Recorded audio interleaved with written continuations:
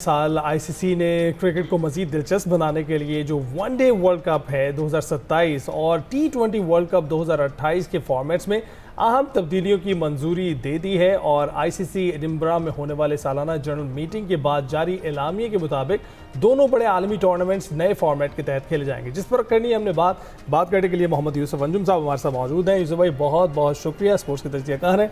अच्छा, इस वक्त जो सूरत हाल, गुड मॉर्निंग, इस वक्त सूरत हाल देख रहे हैं आप, कैसी तब्दील होती हुई आपको दिखाई दे रही है? क्या आपको लगता है कि ये जो नए फॉर्मेट्स मुतारिफ करवाए गए हैं, पहले हमारे नाज़रीन को उन फॉर्मेट्स के मुतालिक बताइए।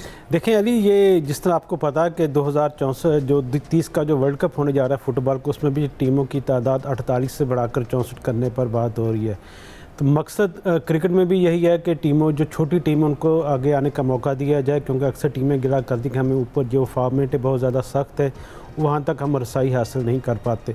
आपको पता है कि कमर्शलिज़म का दौर है, पैसा चाहिए हर एक को, चाहे फुटबॉल हो चाहे क्रिकेट हो।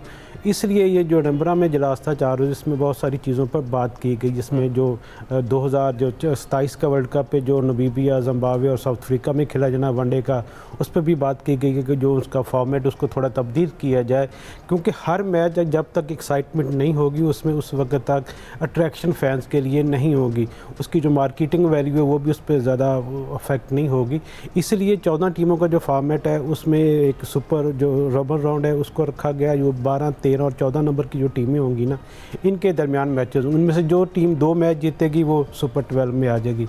वहाँ से उसके बाद 2 राउंड बनाए जाएंगे सुपर 7 के हवाले से, दो ग्रुप्स होंगे 6 टीमों के, उसमें एक 7वीं टीम का इजाफा किया जाएगा जो बीच में से उसकी परफॉर्मेंस अच्छी होगी। उसके बाद ये सारी चीज़ें करने का मकसद ये है कि पाकिस्तान इंडिया के दरमियान 2 नहीं बल्कि 3 मुकाबले करवाए जाएं। मैच होने की जी सर, आपको इसलिए बोला कि मार्केटिंग है, पैसा बनाना है, लोगों को अट्रैक्ट करना है, तो इसलिए वनडे में भी कोशिश की जाएगी कि कम से कम पाकिस्तान और इंडिया के दरमियान वनडे में 2 मैचेस हो जाएं, सेमीफाइनल और फाइनल से पहले।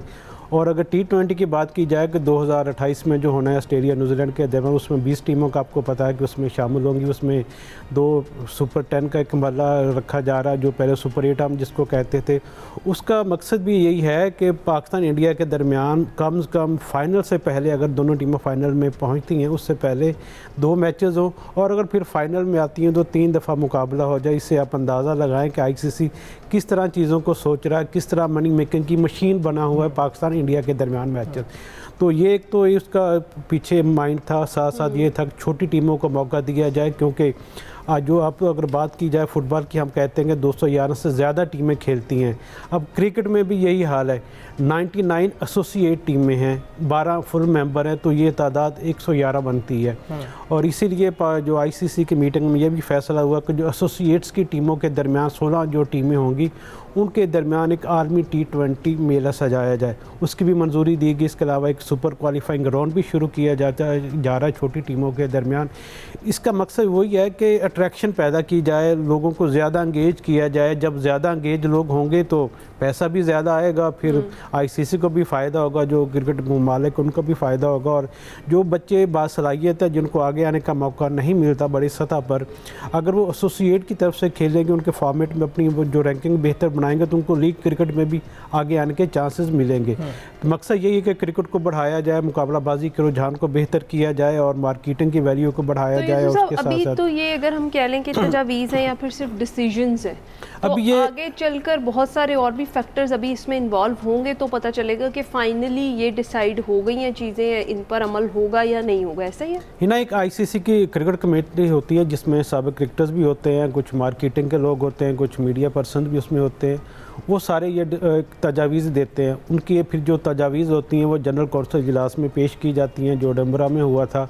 अब वहाँ पर तमाम चीज़ें पेपर वर्किंग पर इत्तेफाक किया गया कि ठीक है इन चीज़ों को हम इम्प्लीमेंट करते हैं, लेकिन आपको पता है कुछ लॉजिस्टिक इश्यूज़ होते हैं, कुछ चीज़ों को एड्रेस करना होता है कि ये सारा कुछ हमने पेपर पर तो कर लिया, लेकिन इसको अमली तौर पर कैसे प्रैक्टिकल बनाएंगे, तो उसमें जो रुकावटें उनको दूर किया जाएगा। फिर उसके बाद अब अक्टूबर सितंबर में आईसीसी का दोबारा इजलास होना है, जिसमें इस पर सारी चीज़ों पर, लॉजिस्टिक के मामला पर डिस्कस किए जाएंगे, फाइनेंस के मामला को देखा जाएगा और दूसरे दिगर जो रूल्स है उनको मज़ीद वाज़ेह किया जाएगा। फिर उसके बाद जो प्लेइंग कंडीशन उनको तैयार करने के बाद वो सारी जो मीटिंग होगी सितंबर अक्टूबर में, उसकी बाकायदा तौर पर ये मंजूरी दे दी जाएगी, ऐलान कर दिया जाएगा कि अब ये फॉर्मेट होगा 2027 के वनडे वर्ल्ड कप का और 2028 के T20 वर्ल्ड कप का।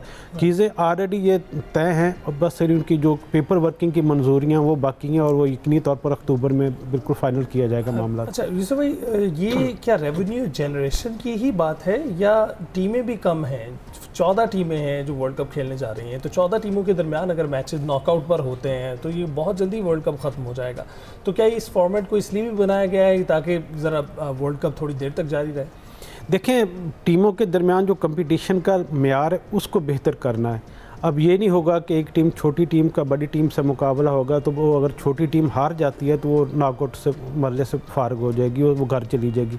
भाई टीमें ट्रैवल करके आती हैं, सारा साल मेहनत करती हैं, उसके बाद अपनी प्लानिंग करके वर्ल्ड कप तक क्वालिफाई करती हैं, तो उन टीमों को ज़्यादा मौके देने की कोशिश की जा रही है कि उनको ज़्यादा मैचेस मिलें, हर मैच अट्रैक्शन वाला हो।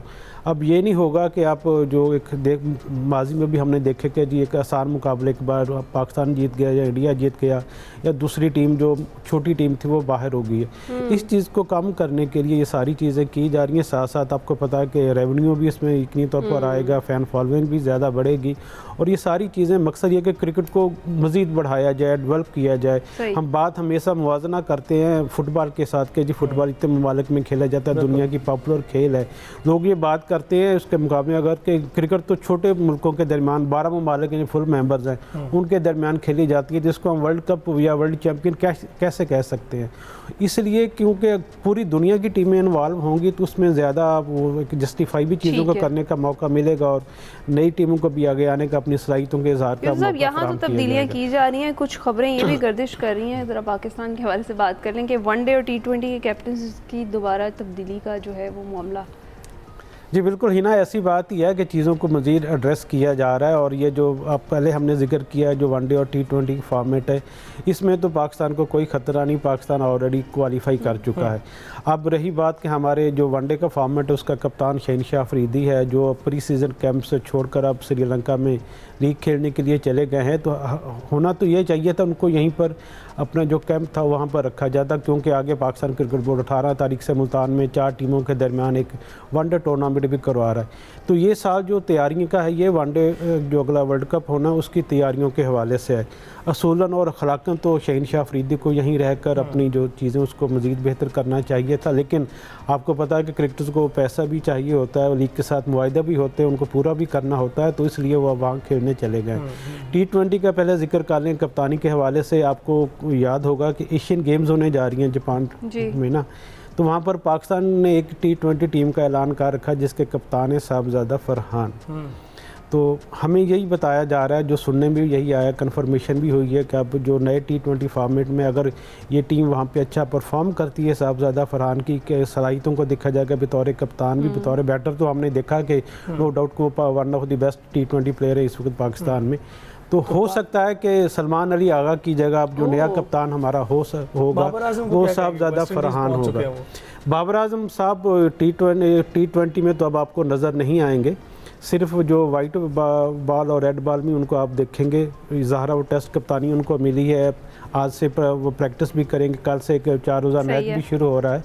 तो ये बाबर आजम के हवाले से तो मुझे T20 में कोई जगह नहीं मिलती। बहुत से ऐसे स्टार्स हैं जिनमें शायद शहनशाह अफरीदी को भी बड़ा कम बैक करने के लिए जोर लगाना पड़ेगा, क्योंकि पाकिस्तान क्रिकेट बोर्ड की सिलेक्शन कमेटी ने यह फैसला किया कि अब हमने नए चेहरों को आगे लाना, क्योंकि 2028 का वर्ल्ड कप उसकी तैयारी करनी है। देखते हैं। बहुत शुक्रिया। मोहम्मद यूसुफ अंजुम साहब हमारे साथ मौजूद थे, क्रिकेट पर बात कर रहे थे। अभी ब्रेक पर जाएंगे।